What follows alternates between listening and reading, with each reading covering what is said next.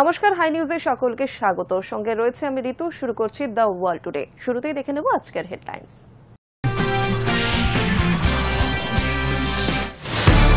ভারতের পর এবার চীন। রুশ তেল কেনার অপরাধে এবার শি জিনপিং এর দেশকে শাস্তি দিতে চলেছে আমেরিকা। তবে এই জল্পনাকে মিথ্যে করে চীনের ওপর শুল্ক চাপানোর সিদ্ধান্ত আরও 90 দিন স্থগিত রাখলেন ট্রাম্প।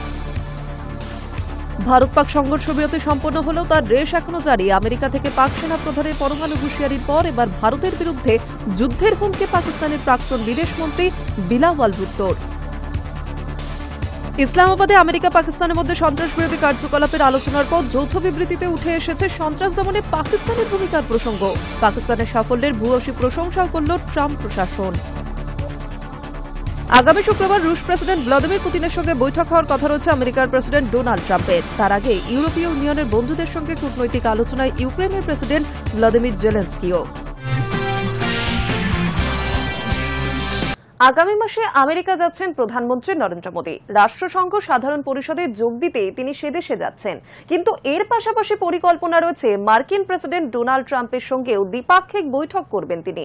এমনই দাবি এক সর্বভারতীয় সংবাদ মাধ্যমের। মাত্র কয়েকদিন আগেই রুশ তেল আমদানির শাস্তি হিসেবে ভারতের উপর অতিরিক্ত শুল্ক চাপিয়ে দিয়েছে ট্রাম্প। জানিয়ে দিয়েছেন বাণিজ্য নিয়ে ভারতের সঙ্গে আর কোনো আলোচনা হবে না। যতদিন না শুল্ক নিয়ে সমস্যার সমাধান হয় ততদিন আলোচনার পক্ষপাতী নন মার্কিন প্রেসিডেন্ট। অর্থাৎ ভারত আমেরিকা বাণিজ্য চুক্তির ভবিষ্যৎ এখন বিষবাও জলে। এহেন পরিস্থিতিতে আগামী মাসে আমেরিকা যাচ্ছেন প্রধানমন্ত্রী নরেন্দ্র মোদী। রাষ্ট্রসংঘের সাধারণ পরিষদে যোগ দিতেই তিনি সেদেশে যাচ্ছেন। কিন্তু এর পাশাপাশি পরিকল্পনা রয়েছে মার্কিন প্রেসিডেন্ট ডোনাল্ড ট্রাম্পের সঙ্গেও দ্বিপাক্ষিক বৈঠক করবেন তিনি। এই পরিস্থিতিতে বন্ধু ট্রাম্পের সঙ্গে তার একান্ত বৈঠকে কি বরফ গলবে, আপাতত সেই দিকেই তাকিয়ে ওয়াকিবহল মহল। জানা যাচ্ছে সেপ্টেম্বরের শেষ থেকে নিউ ইয়র্কে ভিড় জমাবেন রাষ্ট্রনেতারা। সেখানে ট্রাম্প ছাড়াও ইউক্রেনের প্রেসিডেন্ট জেলেনস্কি সহ অন্যান্য বিশ্ব নেতাদের সঙ্গেও বৈঠক হতে পারে মোদির। তবে নিঃসন্দেহে অন্য বৈঠকগুলির চেয়ে এই মুহূর্তে ট্রাম্পের সঙ্গে তার বৈঠকে যে সবচেয়ে বেশি আগ্রহ তৈরি করাবে তা বলাই বাহুল্য। এর আগে বছরের শুরুতে মার্কিন সফরে গিয়েছিলেন মোদি। সেই সময় ট্রাম্পের সঙ্গে তার বৈঠক হয়েছিল। 7 মাসের মধ্যে ফের হোয়াইট হাউসে দুই রাষ্ট্রনেতার বৈঠক অবশ্য আরও বেশি তাৎপর্যপূর্ণ। প্রেসিডেন্ট হিসেবে প্রথম দফায় মোদির সঙ্গে তার বন্ধুত্ব দেখেছিল গোটা বিশ্ব। কিন্তু মসনদে প্রত্যাবর্তন ঘটানোর পর এবার যেন বড় বেশি খামখেয়ালি ট্রাম্প, যার প্রভাব পড়েছে মোদির সঙ্গে তার সম্পর্কেও। যদিও সম্প্রতি বারবার মোদিকে বন্ধু সম্বোধন করেছেন তিনি, কিন্তু যেভাবে শুল্ক চাপানো হচ্ছে নয়াদিল্লির ওপরে তাতে বন্ধুত্বের লক্ষণ যে দৃশ্যমান হয়নি তা বলাই যায়। এমতো অবস্থায় সামনাসামনি তাদের মধ্যে কি কথা হয় সেদিকেই নজর সকলের। তবে তার আগে 15ই আগস্ট পুতিন ট্রাম্প বৈঠকের দিকেও নজর থাকবে ভারতের। Hi news network. অপারেশন সিন্দুরের জেরে ফুঁসছে পাকিস্তান। সিন্ধু জলচুক্তি বাতিল সহ ভারতের একের পর এক চালে বিপর্যস্ত পাক প্রধানমন্ত্রী শাহবাজ শরীফ। এই পরিস্থিতিতে আমেরিকার সাথে ঘনিষ্ঠতা বাড়িয়ে ভারতকে লাগাতার হুমকি ইসলামাবাদের। পাকিস্তানের এক ফোঁটা জলও কেড়ে নিলে উচিত শিক্ষা দেওয়া হবে, হুমকি পাক প্রধানমন্ত্রীর। অপারেশন সিন্দুরের জেরে ফুঁসছে পাকিস্তান। সিন্ধু জলচুক্তি বাতিল সহ ভারতের একের পর এক চালে বিপর্যস্ত পাক প্রধানমন্ত্রী শাহবাজ শরীফ। এই পরিস্থিতিতে আমেরিকার সাথে ঘনিষ্ঠতা বাড়িয়ে ভারতকে লাগাতার হুমকি ইসলামাবাদের। পাকিস্তানের এক ফোঁটা জলও কেড়ে নিলে উচিত শিক্ষা দেওয়া হবে, হুমকি পাক প্রধানমন্ত্রীর। গত মঙ্গলবার ইসলামাবাদে এক জনসভায় উপস্থিত হয়ে কড়া সুরে ভারতকে হুঁশিয়ারি দেন শাহবাজ। তিনি বলেন, আজ আমাদের শত্রুকে স্পষ্টভাবে জানিয়ে দিতে চাই যে আপনারা যদি জল আটকে দেওয়ার চেষ্টা করেন তবে তার ফল ভালো হবে না। পাকিস্তানের প্রাপ্য এক ফোঁটা জলও আপনারা কেড়ে নিতে পারবেন না। তারপরও যদি কোনো পদক্ষেপ করা হয় সেক্ষেত্রে এমন শিক্ষা দেব যে সারা জীবন পস্তাবেন। অর্থাৎ সিন্ধুর জল আটকে দিলে সরাসরি যুদ্ধ বলে বার্তা দিলেন শাহবাজ। অবশ্য শাহবাজ একা নন। সম্প্রতি এই ইস্যুতে ভারতের বিরুদ্ধে সরাসরি যুদ্ধের হুঁশিয়ারি দিয়েছেন পাক সেনাপ্রধান আসিম মুনির ও প্রাক্তন পাক বিদেশ মন্ত্রী বিলাওয়াল ভুট্টো। সব মিলিয়ে সাম্প্রতিক সময়ে পাকিস্তানের এই লাগাতার হুমকির বহর দেখে রাজনৈতিক মহলের দাবি, আসলে ভারতের হাতে চর খেয়ে ফুঁসছে পাকিস্তান। এই অবস্থায় নিজেদের অস্তিত্ব বিলিয়ে দিয়ে আমেরিকাকে পাশে চেয়েছেন শাহবাজ। বালুচিস্তানে তেলের খনির টোপ দিয়ে আমেরিকার মন জিতেছে তারা। মার্কিন স্বার্থের কাছে মাথা ঝুঁকিয়ে সম্পন্ন করেছে বাণিজ্য চুক্তি। পাকিস্তানের এমন আনুগত্যে কিছুটা হলেও মুগ্ধ মার্কিন প্রেসিডেন্ট ডোনাল্ড ট্রাম্প। আমেরিকান মন জিতেই ভারতের বিরুদ্ধে লম্পছম্প করতে শুরু করেছে তারা। প্রসঙ্গত, 1960 সালে বিশ্বব্যাংকের মধ্যস্থতায় সিন্ধু জল চুক্তি সই করে ভারত ও পাকিস্তান। চুক্তি অনুযায়ী বিতস্তা ও চন্দ্রভাগার জলের উপরে পাকিস্তানের অধিকার 80%, ভারতের 20%। তবে চুক্তির শর্ত অনুযায়ী ভারত ওই জল ব্যবহার করলেও তা আটকাতে পারবে না। কিন্তু দীর্ঘদিন ধরেই নয়াদিল্লির দাবি ছিল সিন্ধু জল চুক্তিতে সংশোধন করতে হবে। এই নিয়ে আন্তর্জাতিক মঞ্চে নালিশ জানানো পাকিস্তানের কূটনৈতিক কৌশল হয়ে ওঠে। গত বছর সেপ্টেম্বর মাসে এই চুক্তিতে সংশোধন চেয়ে ইসলামাবাদকে করা নোটিশও পাঠায় ভারত। তবে পহেলগাঁও হামলার পরে সিন্ধু জল চুক্তি নিয়ে চরম পদক্ষেপ করেছে ভারত সরকার। ভারতের এই পদক্ষেপকে যুদ্ধ ঘোষণার সমকক্ষ বলে আগেই তোপ দিয়েছে ইসলামাবাদ। আর এবার এই ইস্যুতে ফের হুঙ্কার শোনা গেল পাকিস্তানের প্রাক্তন বিদেশ মন্ত্রীর গলায়। যদিও ভারত সেই হুমকিকে বিশেষ পাত্তা দিতেও নারাজ। এখন দেখার আগামী দিনে এই জল কত দূর গড়ায়। Hi news network. Bharat Pak সংঘর্ষ বিরতি সম্পন্ন হলেও তার রেশ এখনো জারি রয়েছে। আমেরিকা থেকে পাক সেনা প্রধানের পরমাণু হুঁশিয়ারির পর এবার ভারতের বিরুদ্ধে যুদ্ধের হুমকি দিলেন পাকিস্তানের প্রাক্তন বিদেশমন্ত্রী তথা পাকিস্তান পিপলস পার্টির প্রধান বিলাওয়াল ভুট্টো। ভারত পাক সংঘর্ষ বিরতি সম্পন্ন হলেও তার রেশ এখনো জারি রয়েছে। আমেরিকা থেকে পাক সেনা প্রধানের পরমাণু হুঁশিয়ারির পর এবার ভারতের বিরুদ্ধে যুদ্ধের হুমকি দিলেন পাকিস্তানের প্রাক্তন বিদেশমন্ত্রী তথা পাকিস্তান পিপলস পার্টির প্রধান বিলাওয়াল ভুট্টো। জানালেন, ভারত যদি সিন্ধু নদীর ওপর বাদ দেয় তাহলে দুই দেশের মধ্যে যুদ্ধ অবশ্যম্ভাবী। শুধু তাই নয়, সিন্ধু সহ ভারতের 6 নদী দখল করারও হুমকি দিলেন ভুট্টো। পেহেলগাঁওয়ে জঙ্গি হামলা ও 26 জন পর্যটকের মৃত্যুর পাল্টা অপারেশন সিন্দুরের পাশাপাশি পাকিস্তানের বিরুদ্ধে একাধিক কড়া পদক্ষেপ নিয়েছে ভারত, যার মধ্যে অন্যতম 1960 সালের সিন্ধু জল চুক্তি বাতিল করা হয়েছে। সিন্ধুতে বাঁধ নির্মাণ করা হবে বলে জানিয়ে দিয়েছে ভারত। এর পরিপ্রেক্ষিতেই যুদ্ধের হুমকি দিয়ে ভুট্টো বলেন, যদি ভারতের প্রধানমন্ত্রী নরেন্দ্র মোদী সিন্ধু নদীর ওপর কোনো রকম কাটাছেঁড়া করেন তাহলে তো আমাদের ইতিহাস, সংস্কৃতি ও আমাদের সভ্যতার ওপর হামলা। পাকিস্তানের প্রাক্তন বিদেশমন্ত্রী আরও বলেন, যুদ্ধ বাদলে পাকিস্তানের মানুষের ক্ষমতা রয়েছে মোদির মোকাবিলা করার। আর একবার ভারতের সঙ্গে যুদ্ধ হলে পাকিস্তান সিন্ধু ও তার সবকটি উপনদীর দখল নেবে। ভুট্টোর এই হুঁশিয়ারি এমন সময় এলো যখন আমেরিকার মাটিতে দাঁড়িয়ে পরমাণু হামলার হুঁশিয়ারি দিয়েছেন পাক সেনাপ্রধান। রবিবার ফ্লোরিডার ট্যাম্পায় শিল্পপতি আদনান আসাদের নৈশ ভোজে গিয়ে পাক সেনাপ্রধান বলেন, আমরা পরমাণু শক্তিধর দেশ। যদি মনে হয় আমরা ধ্বংসের পথে এগোচ্ছি তবে অর্ধেক বিশ্বকে সঙ্গে নিয়ে আমরা ধ্বংস হব। সিন্ধুর ওপর বাঁধ প্রসঙ্গে মুনির বলেন, ভারত বাঁধ তৈরি করুক, আমরা অপেক্ষা করব। যখন বাঁধ তৈরি করা হয়ে যাবে আমরা 10টি মিসাইল ছুড়ে সেই বাঁধ ধ্বংস করে দেব। সিন্ধু ভারতের পৈতৃক সম্পত্তি নয়, আমাদের কাছেও ক্ষেপণাস্ত্রের কোনো অভাব নেই। প্রসঙ্গত 1960 সালে বিশ্ব ব্যাংকের মধ্যস্থতায় সিন্ধু জল চুক্তি সই করে ভারত ও পাকিস্তান। চুক্তি অনুযায়ী বিতস্তা ও চন্দ্রভাগার জলের উপরে পাকিস্তানের অধিকার 80%, ভারতের 20%। তবে চুক্তির শর্ত অনুযায়ী ভারত ওই জল ব্যবহার করলেও তা আটকাতে পারবে না। কিন্তু দীর্ঘদিন ধরেই নয়াদিল্লির দাবি ছিল সিন্ধু জল চুক্তিতে সংশোধন করতে হবে। এই নিয়ে আন্তর্জাতিক মঞ্চে নালিশ জানানো পাকিস্তানের কূটনৈতিক কৌশল হয়ে ওঠে। গত বছর সেপ্টেম্বর মাসে এই চুক্তিতে সংশোধন চেয়ে ইসলামাবাদকে করা নোটিশও পাঠায় ভারত। তবে পেহেলগাঁও হামলার পরে সিন্ধু জল চুক্তি নিয়ে চরম পদক্ষেপ করেছে ভারত। ভারতের এই পদক্ষেপকে যুদ্ধ ঘোষণার সমকক্ষ বলে আগেই তোপ দেখেছে পাকিস্তান। আর এবার এই ইস্যুতে ফের হুঙ্কার শোনা গেল পাকিস্তানের প্রাক্তন বিদেশমন্ত্রীর গলায়। যদিও ভারত সেই হুমকিকে বিশেষ পাত্তা দিতে নারাজ। এখন দেখার আগামী দিনে এই জল কতদূর গড়ায়। Hi news network. দীর্ঘ বিরতির পর ভারত ও চীনের মধ্যে ফের শুরু হতে পারে সরাসরি বিমান পরিষেবা। আগামী মাস থেকে এই পরিষেবা চালু হওয়ার সম্ভাবনাও রয়েছে বলে খবর। দীর্ঘ বিরতির পর ভারত ও চীনের মধ্যে ফের শুরু হতে পারে সরাসরি বিমান পরিষেবা। আন্তর্জাতিক এক সংবাদ মাধ্যম সূত্রে খবর, আগামী মাস থেকেই এই পরিষেবা চালু হওয়ার সম্ভাবনা রয়েছে। এও জানা গিয়েছে, ভারত সরকার এয়ার ইন্ডিয়া ও ইন্ডিগো সহ বিভিন্ন সংস্থাকে যে কোনো সময় সরাসরি চীনে ফ্লাইট চালুর জন্য প্রস্তুত থাকতে নির্দেশ দিয়েছে। করোনার সময় থেকে ভারত চীনের মধ্যে সরাসরি বিমান চলাচল বন্ধ রয়েছে। এরপর 2020 সালের জুনে পূর্ব লাদাখের গালওয়ান উপত্যকায় রক্তক্ষয়ী সংঘর্ষের সম্পর্কের অবনতি চরমে পৌঁছায় দুই দেশের মধ্যে। সেই সংঘাতের পর দুই দেশই সীমান্তে সেনা মোতায়েন বাড়িয়ে দেয়। একাধিক দফায় কূটনৈতিক ও সামরিক বৈঠক হলেও কয়েকটি জায়গায় অচলাবস্থা কাটেনি। অর্থনৈতিক ও ব্যক্তি স্তরের যোগাযোগেও টানাপোড়েন তৈরি হয়েছিল। চীনা বিনিয়োগ নিয়ন্ত্রণ, আমদানিতে নজরদারি এবং বিমান পরিষেবা স্থগিতের মতো পদক্ষেপ নেয় ভারত। তবে সাম্প্রতিককালে পরিস্থিতির কিছুটা নরম হয়েছে। দুই দেশই আলাপ আলোচনার মাধ্যমে অচলাবস্থা কাটানোর চেষ্টা করছে।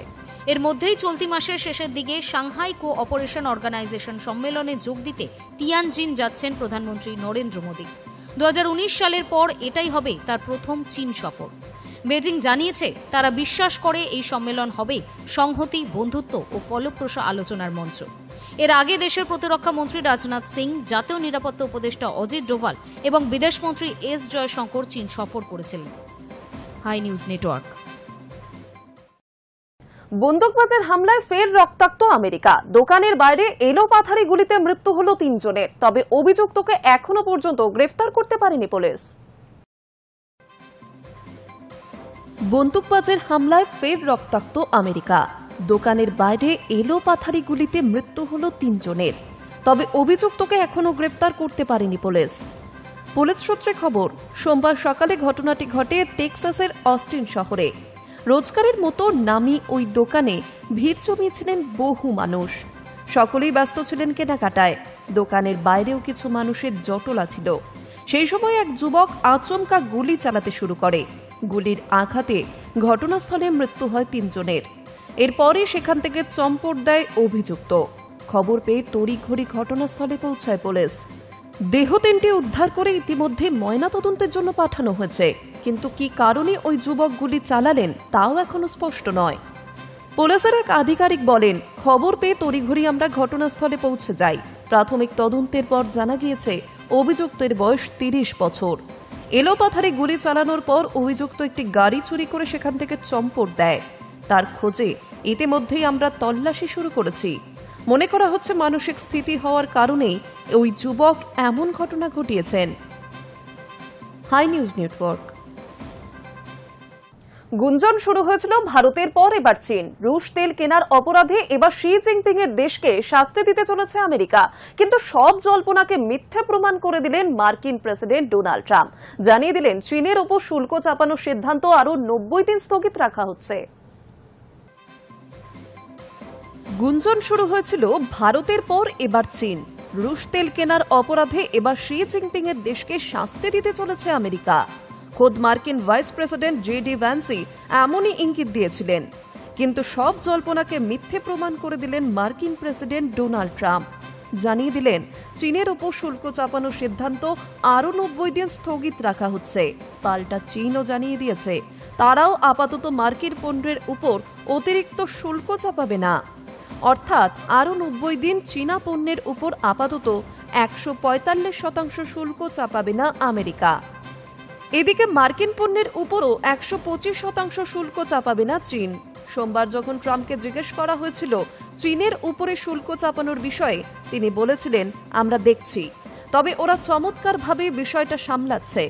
আমার সঙ্গে প্রেসিডেন্ট শি জিনপিং এর সম্পর্ক খুবই ভালো। এরপরে নিজের সোশ্যাল মিডিয়া প্ল্যাটফর্ম ট্রুথ সোশ্যালে এই বিষয় ঘোষণা করেন ট্রাম্প। গত মে মাসে জেনেভায় চীন আমেরিকা বৈঠকের পর দুই পক্ষই সম্মত হয় 90 দিনের জন্য শুল্ক বিরতি রাখার। পরে জুলাইয়ের শেষে স্টকহোমে ফের দুই দেশের বৈঠক হলেও তখন এই নিয়ে ঘোষণা করা হয়নি। এবার ট্রাম্প জানিয়ে দিয়েছেন আগামী 10 নভেম্বর রাত 12:01 পর্যন্ত স্থগিত রাখা হবে নয়া শুল্ক লাগু করার সিদ্ধান্ত। অর্থাৎ এই সময়কালে যে শুল্ক নেওয়া হচ্ছে তাই বলবৎ থাকবে। বলে রাখা ভালো, চীনে পণ্যের উপর আমেরিকা 30% শুল্ক নেয়, আর মার্কিন পণ্যে বেজিং নেয় 10% শুল্ক। আপাতত সেটাই থাকছে। Hi news network.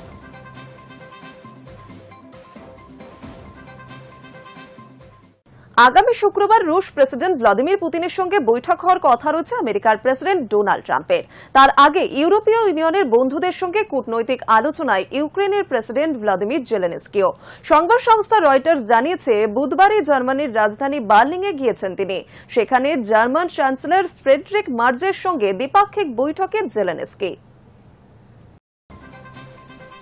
আগামী শুক্রবার রুশ প্রেসিডেন্ট ভ্লাদিমির পুতিনের সঙ্গে বৈঠক হওয়ার কথা রয়েছে আমেরিকার প্রেসিডেন্ট ডোনাল্ড ট্রাম্পের। তার আগে ইউরোপীয় ইউনিয়নের বন্ধুদের সঙ্গে কূটনৈতিক আলোচনায় ইউক্রেনের প্রেসিডেন্ট ভ্লাদিমির জেলেনস্কিও। সংবাদ সংস্থা রয়টার্স জানিয়েছে, বুধবার জার্মানির রাজধানী বার্লিনে গিয়েছেন তিনি। সেখানে জার্মান চ্যান্সেলর ফ্রেডরিক মার্জের সঙ্গে দ্বিপাক্ষিক বৈঠক জেলেনস্কির। ইউক্রেনের সঙ্গে যুদ্ধ থামানোর জন্য রাশিয়ার ওপর ধারাবাহিকভাবে চাপ দিয়ে যাচ্ছে ট্রাম্প। আগামী শুক্রবার ট্রাম্প পুতিন বৈঠকেও মূলত যুদ্ধ থামানোর বিষয় আলোচনা হওয়ার কথা। ওই বৈঠকে জেলেনস্কিকে ডাকা হবে কিনা তা এখনও স্পষ্ট নয়। বুধবার জেলেনস্কির সঙ্গে ভার্চুয়াল বৈঠক হতে পারে ট্রাম্পের। ইউরোপীয় ইউনিয়নের নেতারাও ওই ভার্চুয়াল বৈঠকে যোগ দিতে পারেন বলে সূত্রের খবর। ট্রাম্পের সঙ্গে ওই বৈঠকে যুদ্ধবিরতির ক্ষেত্রে ইউক্রেনের স্বার্থ সংক্রান্ত বিষয়গুলি তুলে ধরতে পারেন জেলেনস্কি এবং তার ইউরোপীয় ইউনিয়নের বন্ধুরা। বস্তুত এর আগে আমেরিকার প্রেসিডেন্ট ট্রাম্প দাবি করেছেন, যুদ্ধ থামানোর জন্য মস্কো এবং কিভ উভয়কেই জমি ছাড়তে হবে। ঘটনাচক্রে রুশ সেনা ইতিমধ্যেই ইউক্রেনের প্রায় 1/5 জমি দখল করে নিয়েছে। এই অবস্থায় জেলেনস্কির উপস্থিতিতে ট্রাম্প পুতিন বৈঠক ইউক্রেনের বিপক্ষে যেতে পারে বলে আশঙ্কা প্রকাশ করেছেন অনেকেই। ইউরোপীয় ইউনিয়নের অনেক দেশও সেই আশঙ্কাই করছে। হোয়াইট হাউসের মুখপাত্র ক্যারোলিন দাবি করেছেন, পুতিনের সঙ্গে বৈঠকে বসে ট্রাম্প শুধু শুনেই যাবেন। তবে সোমবারই ট্রাম্প বলেছেন, আমি ভ্লাদিমিরের সঙ্গে কথা বলার জন্য যাচ্ছি, তাকে এই যুদ্ধ শেষ করার জন্য বলবো। সেই সঙ্গে তিনি এও বলেন, বৈঠক শেষ হওয়ার প্রথম 2 মিনিটের মধ্যেই বুঝতে পারব কোনো চুক্তি সম্ভব হবে কিনা। ট্রাম্প গঠনমূলক আলোচনার প্রতিশ্রুতি দিলেও জেলেনস্কির দাবি, যুদ্ধবিরতিতে আদৌ রাজি নয় রাশিয়া। আবার নতুন করে ইউক্রেনে হামলার ছক কষছে পুতিনের দেশ। 1 মার্চ হোয়াইট হাউসে গিয়ে ট্রাম্পের সঙ্গে বাগযুদ্ধে জড়িয়েছিলেন জেলেনস্কি। তারপরে বুধবার ফের ভার্চুয়াল বৈঠক হবে 2 রাষ্ট্রপ্রধানের। অন্যদিকে প্রায় 1 দশক মার্কিন মুলুকে পা রাখেননি পুতিন। আগামী 15ই আগস্ট ট্রাম্প পুতিন সাক্ষাৎও তাই বিশেষ তাৎপর্যপূর্ণ। ট্রাম্প নিজেই দাবি করেছিলেন, বিভিন্ন যুদ্ধ থামাতেই তিনি যে উদ্যোগী হচ্ছেন তার জন্য 4-5 বার শান্তিতে নোবেল পুরস্কার পাওয়ার যোগ্য তিনি। তা সমর্থন করেছিল পাকিস্তান ও ইসরায়েল। রাশিয়া ইউক্রেন যুদ্ধ পরিস্থিতিতে শান্তির জন্য আরও একবার 2 দেশের রাষ্ট্রপ্রধানের সঙ্গে আলাদাভাবে বৈঠকে বসতে চলেছেন Trump. Hi news network. Vietnam চাষের জমি অধিগ্রহণ করে রাজকীয় গলফ ক্লাব তৈরি করছে মার্কিন প্রেসিডেন্ট ডোনাল্ড ট্রাম্পের পরিবার। নামমাত্র ক্ষতিপূরণ দেওয়া হচ্ছে কৃষকদের। এই বিষয়কে কেন্দ্র করে বিতর্ক চলছে ভিয়েতনামে। প্রায় 50 বছর আগে ভিয়েতনাম যুদ্ধে পরাজয় স্বীকার করতে হয়েছিল আমেরিকাকে। দক্ষিণ পূর্ব এশিয়ার এই দেশেই চাষের জমি অধিগ্রহণ করে রাজকীয় গলফ ক্লাব তৈরি করছে মার্কিন প্রেসিডেন্ট ডোনাল্ড ট্রাম্পের পরিবার। নামমাত্র ক্ষতিপূরণ দেওয়া হচ্ছে কৃষকদের, সঙ্গে অবশ্য কয়েক মাসের অন্ন সংস্থানের জন্য চাল সরবরাহ করা হবে বলেও আশ্বাস দেওয়া হয়েছে। তবে এই আশ্বাসেও সন্তুষ্ট নন কৃষকেরা। এক সংবাদ সংস্থার প্রতিবেদন অনুসারে গলফ ক্লাব তৈরির জন্য প্রাথমিকভাবে 990 হেক্টর জমি চিহ্নিত করা হয়েছে। ভিয়েতনামের রাজধানী হ্যানওয়ের নিকটবর্তী হাং ইয়েন এলাকায় তৈরি হতে চলেছে এই গলফ ক্লাব। তবে জমি অধিগ্রহণ বা গলফ ক্লাব নির্মাণে নাক গলাচ্ছে না ট্রাম্প পরিবার। আপাতত সেই কাজ করছে ভিয়েতনামের রিয়েল এস্টেট সংস্থা কিনব্যাক সিটি এবং সেটির সহযোগী সংস্থাগুলি। গলফ ক্লাব পুরোপুরি তৈরি হয়ে গেলে তার চাবি তুলে দেওয়া হবে ট্রাম্প পরিবারের হাতে। প্রসঙ্গত, বিশ্বের বিভিন্ন দেশে ট্রাম্পের পরিবার পরিচালিত ট্রাম্প অর্গানাইজেশন সংস্থার হোটেল, আবাসন রয়েছে। তবে ভিয়েতনামে এই প্রথম তারা যৌথভাবে ব্যবসার কাজে নামল। ওই বিপুল পরিমাণ জমিতে মূলত বিভিন্ন রকমের ফলের চাষ হয়। স্থানীয় কৃষকেরা এই ফল চাষ করেই জীবিকা নির্বাহ করেন।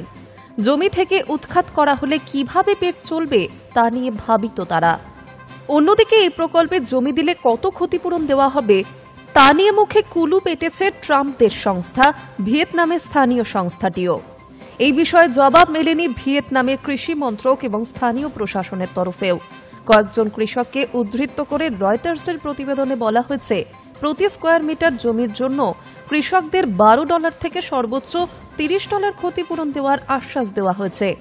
যদিও স্থানীয় প্রশাসনের সঙ্গে যুক্ত একজন নাম প্রকাশ না করার শর্তে জানিয়েছেন, প্রতি স্কোয়ার মিটারে $14 বেশি ক্ষতিপূরণ দেওয়া হবে।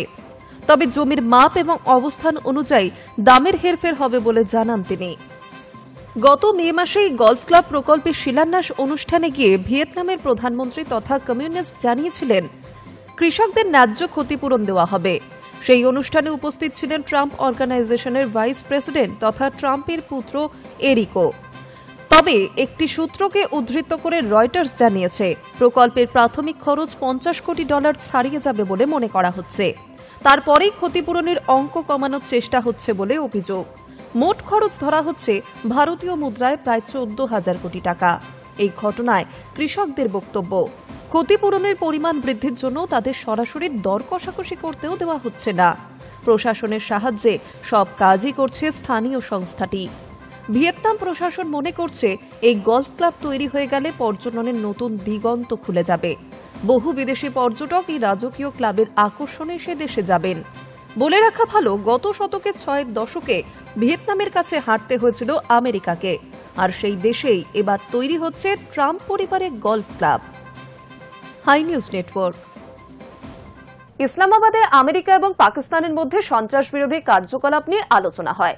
সেই আলোচনার পর যৌথ বিবৃতিতে উঠে এসেছে সন্ত্রাস দমনে পাকিস্তানের ভূমিকার প্রসঙ্গ। সেখানে পাকিস্তানের সাফল্যের ভূয়সী প্রশংসাও করলেন ট্রাম্প প্রশাসন।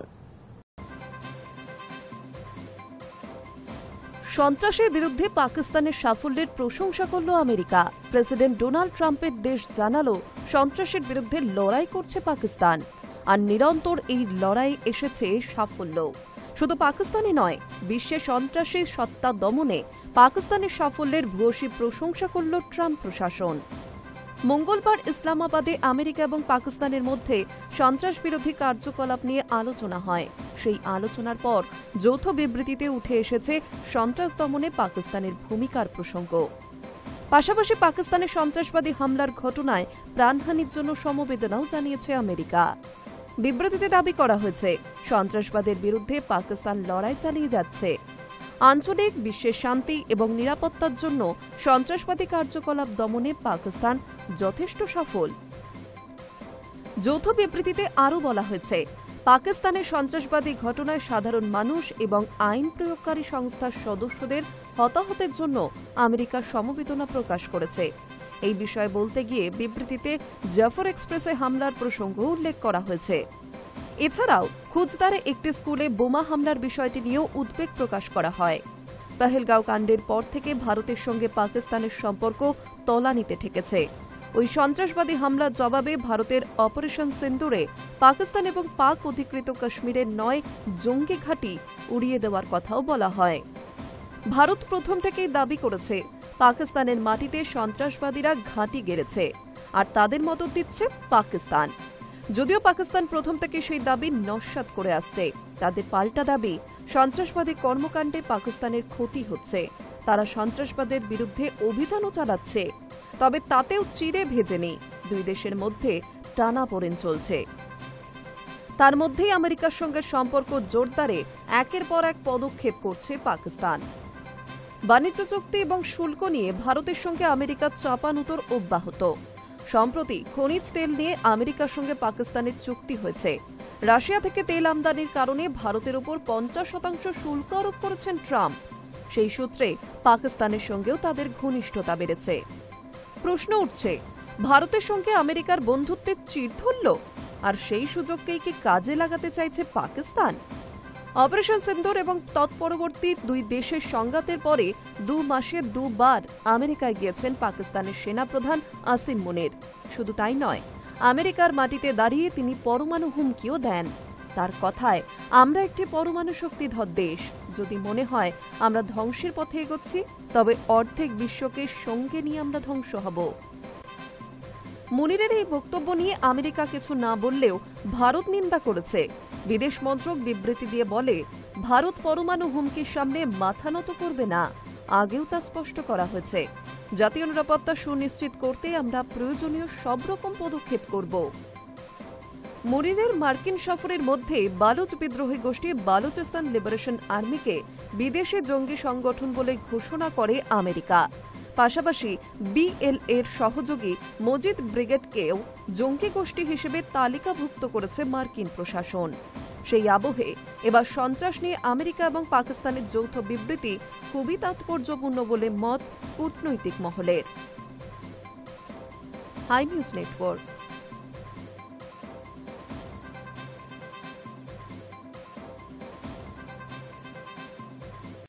আমেরিকায় গুরুদ্বারের কাছে এক শিখ বৃদ্ধকে বেধড়ক মারধর। অভিযোগ, হঠাৎই তাকে আক্রমণ করে এক যুবক, গলফ ব্যাট দিয়ে শুরু করে মারধর। আক্রমণের জেরে ভেঙে গিয়েছে বৃদ্ধের মুখের হাড়, শুরু হয়েছে মস্তিষ্কে রক্তক্ষরণ। জানা যায়, গুরুতর আহত ওই বৃদ্ধকে তৎক্ষণাৎ উদ্ধার করে নিয়ে যাওয়া হয় নিকটবর্তী হাসপাতালে। আমেরিকায় গুরুদ্বারের কাছে এক শিখ বৃদ্ধকে বেধড়ক মারধর। অভিযোগ ওঠে, হঠাৎই তাকে আক্রমণ করে এক যুবক, গলফ ব্যাট দিয়ে শুরু করে মারধর। আক্রমণের জেরে ভেঙে গিয়েছে বৃদ্ধের মুখের হাড়, শুরু হয়েছে মস্তিষ্কের রক্তক্ষরণ। গুরুতর আহত ওই বৃদ্ধকে তৎক্ষণাৎ উদ্ধার করে নিয়ে যাওয়া হয় নিকটবর্তী হাসপাতালে। সেখানেই তিনি চিকিৎসাধীন। জানা গিয়েছে, আক্রান্তের নাম হরিপাল সিং, বয়স 70 বছর। তিনি লস অ্যাঞ্জেলেসের বাসিন্দা।